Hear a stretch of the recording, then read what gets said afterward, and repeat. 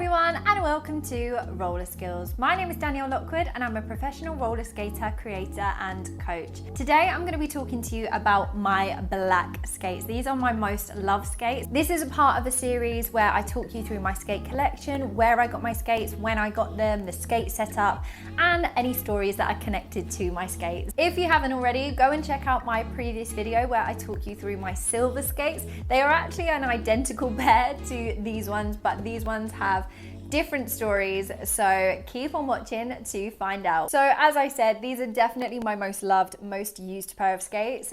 They have a lot of wear and tear, as you can see. I genuinely do wear these every single day for coaching or filming or whatever it might be. I'm going to start by talking about the setup. I'm not a skate technician by any means, but these are a custom setup, and yeah, I'm very, very lucky to own a pair like this. Actually, own two pairs like this. So we have the Rydell 135 boot. This is in tan, but of course, as you can see, these are sprayed black. These are so comfortable. They are incredibly flexible. And as you can see, I have totally broke them in. They don't exactly provide me much ankle support, but that is actually how I like it. I am someone that actually struggles a little bit with a stiffer boot, and it's something that I'm trying to get used to with, for example, my GH skates. And as a dancer on skates, being able to point my foot and stuff like that, it makes it so much easier when I have flexibility in the ankle especially. So I'm sure that most of you will know that I got these skates from Starlight Express, which is a show that I was in for a few years when I first started skating, and they have really, really served me well. I have now had these skates for 4 years. These are my second ever pair of skates. And again, like my silver skates, I do have the fur tongue, which was kind of put in as a preventative for skate rash, which is basically kind of like eczema, which I suffered with quite badly. And I don't know why it helps, but it definitely does. As you can see on these boots here, I don't know if any of you have ever noticed with any close-ups that I've ever done with these skates, but they actually have a double button here. So when I was in the show, there was a character that had to have kind of an extension of the boot, and to pop it on, they obviously had to take it to the cobblers and put another button on it. So if you've ever wondered why I have a second button on these ones in particular, that would be why. And these ones were spray painted black because I covered a character called Jewel, and she had black skates and I was on for her all the time, so it made sense. And when I left, I probably could have asked to change them to another color, but I actually love the fact that they're black. They go with everything, and they're just an absolute staple for me. Moving on, we have the Variant M plate by Rolline, which again is just such an amazing professional plate to have. I also have the Amber Professional toe stops by Rolline also, and these are the Rolline Outdoor Helium wheels. Now, in my previous video, I promised you that I would do a comparison between my silver skate wheels and these wheels. Okay, so you can't even tell, but these are actually custom Starlight wheels, and I will show you the difference. Oh my goodness, they're so worn, they're so dirty, they're so old, they absolutely need changing. I told you that you would laugh. Wow, I don't think I've ever actually even put them side by side like this, and you can see how much I've worn into them. Whoops. So yeah, they definitely need changing, and I've been toying with the idea of potentially putting some different wheels on them actually. I've got my eye on either the Moxie gummies or the Radar Energies, so I might be changing the wheels up very soon. And actually, let me just do a little spin so that you can appreciate how old the bearings are as well. The bearings are Bones bearings, which are great bearings, but these ones are in desperate need of changing. Are you ready?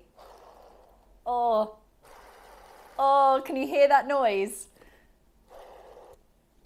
So bad, it is so bad. And again, I'm just gonna do a comparison so you know what they should sound like. Exactly nothing. You probably didn't even tell that that was spinning then, because it is silent. I am kind of rushing through this skate setup because I know that you guys have already seen it with my silver pair.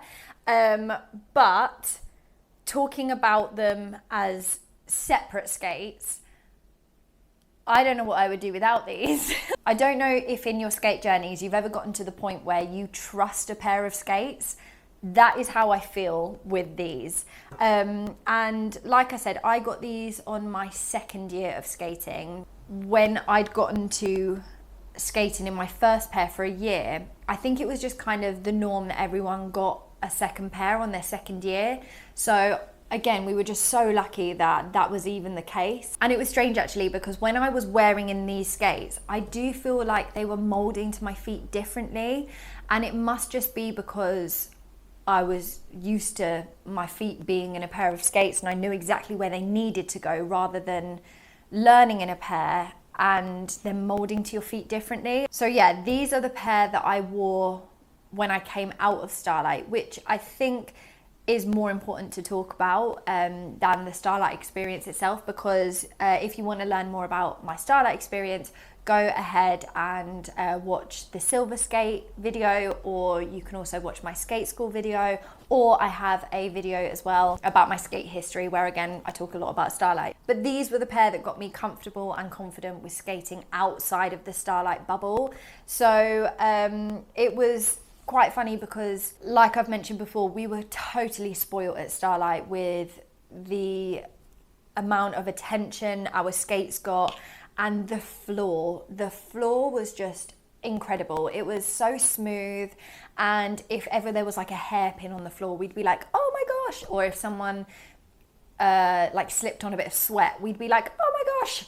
And then you get out of Starlight and you're skating on outdoor paths and streets and roads, and it is just so entirely different. And it was so scary at first. Like, it was more that I was getting booked to do jobs for gigs and events, and you would never really know what the floor was like. And I started teaching in these ones as well. But yeah, I think the main thing with these ones is that I realized that I can skate outdoors in these skates. And it wasn't until quite late on that I realized that these are actually designed to be outdoor wheels, which is so crazy because we were on obviously a smooth indoor floor. If you don't know, it is more common that you have a larger, softer wheel for outdoors and a smaller, harder wheel for indoors for things like tricks and stuff like that.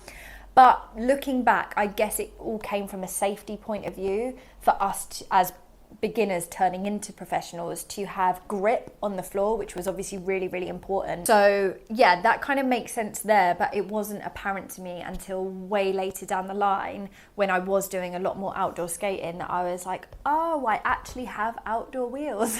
I do feel like with these, they are literally like socks to me now, and no matter what new pair of skates I get, I always end up coming back to these. Like, these are definitely like my go-to pair that I just chuck on and go. I really do need to almost like let go of them a little bit, just so that I can give my other skates a bit more of a fighting chance. Like, for example, I do have my GH skates that I love, but every time I go to film or coach, I just automatically pick these up. Like, that's just what I do. So it's almost like I need a bit of space from them.